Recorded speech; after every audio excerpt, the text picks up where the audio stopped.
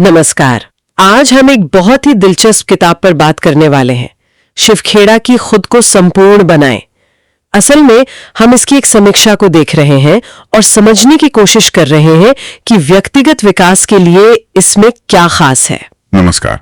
हाँ, शिव खेड़ा का नाम तो मोटिवेशनल दुनिया में काफी जाना माना है। बिल्कुल। तो ये किताब जैसा कि नाम से ही लगता है, खुद को बेहतर बनाने पर है। हाँ, और समीक्षा भी यही कहती है कि ये उसी प्रेरणादायक शैली में है जिसके लिए खेड़ा जी जाने जाते हैं, मतलब सीधी सरल भाषा और एक्शन पर जोर। ठीक है, तो चलिए फिर शुरू करते हैं। समीक्षा के हिसाब से किताब का जो मुख्य संदेश है और वो क्या है? क्या ये सिर्फ मेहनत करने को कहती है? नहीं, उससे कहीं ज्यादा। समीक्षा असल में इस बात पर जोर देती है कि सिर्फ बहुत ज्यादा मेहनत कर लेना ही काफी नहीं है। अच्छा। हाँ, सफलता के लिए आपकी सोच कैसी है, आपका नजरिया सकारात्मक है या नहीं, और हाँ, आत्मविश्वास, ये चीजें भी उतनी ही, शायद उससे भी ज्यादा जरूरी हैं। ये तो गहरी बात है। सिर्फ बाहर क्या दिख रहा है वो काफी नहीं। बिल्कुल, और यहीं पर यह समीक्षा दिलचस्प हो जाती है। वो सफलता को सिर्फ बाहरी चीजों जैसे पैसा या पद से नहीं जोड़ती। तो फिर किससे जोड़ती? वो जोड़ती है अंदरूनी कारकों से। आपकी मानसिक स्थिति, आपका खुद पर यकीन, मुश्किलों में भी उम्मीद बनाए रखना। समीक्षा के मुताबिक यही चीजें आपको असल में संपूर्ण बनाती हैं, सिर्फ सफल नहीं बल्कि संपूर्ण। सही कहा।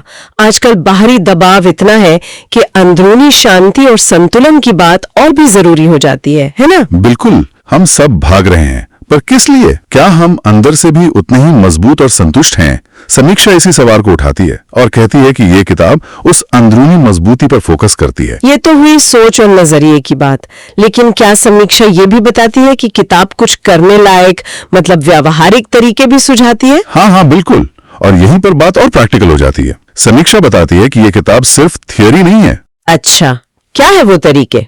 इसमें कई चीजों का जिक्र है, जैसे आत्मानुशासन कैसे लाएं, सही फैसले कैसे लें, खासकर जब बहुत सारे विकल्प हों। फैसले लेना तो आजकल बहुत मुश्किल है। सही कहा।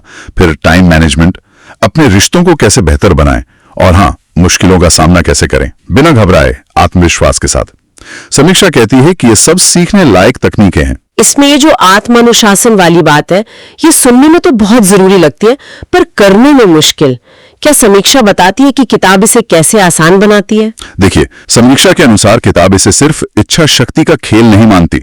ऐसा नहीं कि बस ठान लिया और हो गया। तो फिर वो इसे जोड़ती है आपके बड़े लक्ष्यों और मूल्यों से। आपका क्यों क्या है, आप ये अनुशासन क्यों चाहते हैं। समीक्षा इशारा करती है कि जब आपका मकसद साफ होता है तो रोजमर्रा के छोटे छोटे प्रलोभनों पर काबू पाना आसान हो जाता है। अच्छा, ये अंदर से आना चाहिए। हाँ, एक तरह से ये एक आदत बनाने जैसा है। जैसे मांसपेशी को मजबूत करते हैं, वैसे ही अनुशासन को भी अभ्यास से मजबूत किया जा सकता है। समीक्षा यही नजरिया देती है। ये दिलचस्प है। और दूसरी तकनीक, सही फैसले लेना, इसके बारे में समीक्षा क्या कहती है? इतने सारे विकल्प, इतना कंफ्यूजन। अगर हम समीक्षा को बड़े नजरिए से देखें तो वो कहती है कि किताब सिखाती है कि फैसले सिर्फ सही गलत के आधार पर न लें। तो किस आधार पर लें? अपने मूल्यों और लंबी अवधि के लक्ष्यों के आधार पर। क्या यह फैसला मेरे लिए, मेरे जीवन के बड़े मकसद के लिए सही है? समीक्षा बताती है कि किताब भावनाओं में बहकर या दबाव में आकर फैसले लेने से बचने की सलाह देती है, यानी सोच समझकर, अपने विवेक से। बिल्कुल। और समीक्षा कहती है कि ये कला सीखी जा सकती है, छोटे बड़े हर तरह के फैसलों में काम आती है। इससे आप ज्यादा आत्मनिर्भर महसूस करते हैं। हाँ, ये तो काफी व्यवहारिक लग रहा है। ये बातें नहीं बल्कि असल जिंदगी में काम आने वाले टूल्स हैं। अच्छा, ये सब बातें तो ठीक है, पर किताब पढ़ने में कैसी है, भाषा कैसी है? कहीं बहुत भारी भरकम तो नहीं? नहीं, बिल्कुल नहीं। समीक्षा इस बात की खास तारीफ करती है। कहती है कि भाषा बहुत ही सरल है, सीधी है और प्रेरक तो है ही, और समझने में आसान। हाँ, क्योंकि लेखक ने बहुत सारे उदाहरण दिए हैं, छोटी छोटी कहानियां सुनाई हैं। समीक्षा के मुताबिक इसी वजह से पाठक तुरंत कनेक्ट कर लेता है, बातें बोझिल नहीं लगती। अच्छा, कहानियां और उदाहरण, ये तरीका तो हमेशा काम करता है। बिल्कुल, आत्मविकास साहित्य में ये बहुत जरूरी है। देखिए, बड़े बड़े सिद्धांत कई बार उबाऊ या समझने में मुश्किल लग सकते हैं। सही बात है। लेकिन जब उन्हीं बातों को किसी कहानी या रोजमर्रा की मिसाल से समझाया जाता है तो वो सीधे दिल में उतरती हैं, याद भी रह जाती हैं। समीक्षा सही कहती है कि यह तरीका न सिर्फ प्रेरित करता है बल्कि उन विचारों को अपनाने के लिए उत्साहित भी करता है। ज्ञान जीवन तो उठता है ना? बिल्कुल। तो फिर ये किताब असल में किन लोगों के लिए है? क्या ये किसी खास ग्रुप के लिए है, जैसे स्टूडेंट्स या प्रोफेशनल्स? समीक्षा के अनुसार ऐसा नहीं है, ये किसी एक वर्ग तक सीमित नहीं है। तो फिर यह हर उस व्यक्ति के लिए है जो खुद को बेहतर बनाना चाहता है, अपनी सोच को बदलना चाहता है, जीवन में थोड़ी और क्या कहते हैं दिशा और अनुशासन लाना चाहता है। समीक्षा कुछ खास कारण बताती है कि क्यों पढ़नी चाहिए? हाँ, कुछ मुख्य बातें हैं। एक तो अपने व्यक्तित्व को निखारने के लिए, अपनी सोच का दायरा बढ़ाने के लिए।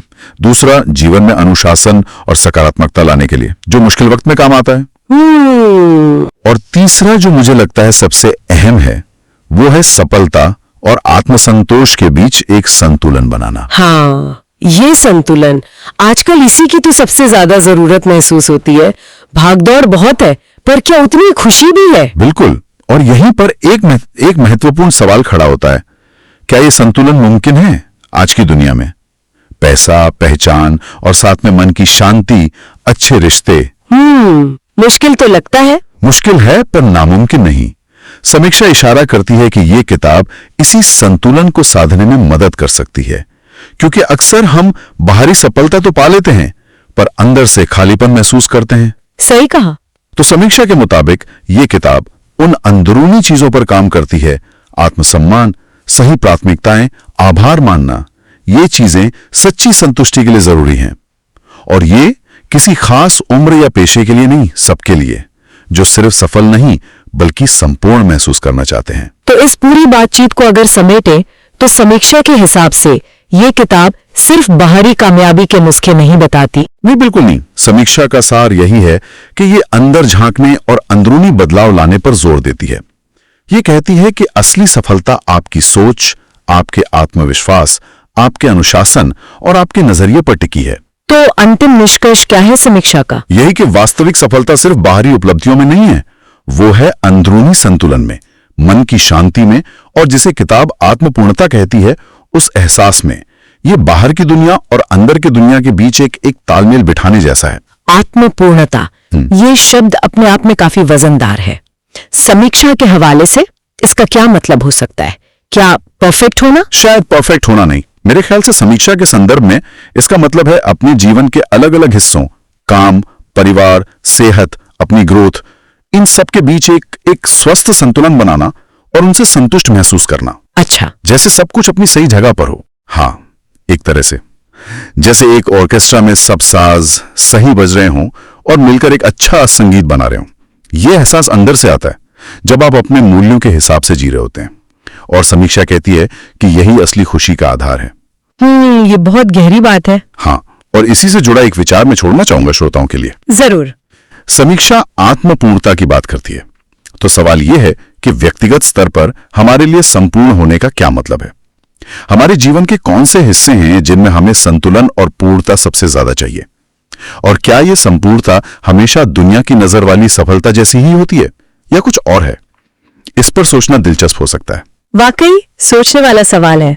इस बेहतरीन और व्यवहारिक चर्चा के लिए आपका बहुत शुक्रिया। शुक्रिया। और हमारे साथ जुड़ने के लिए आप सबका भी धन्यवाद।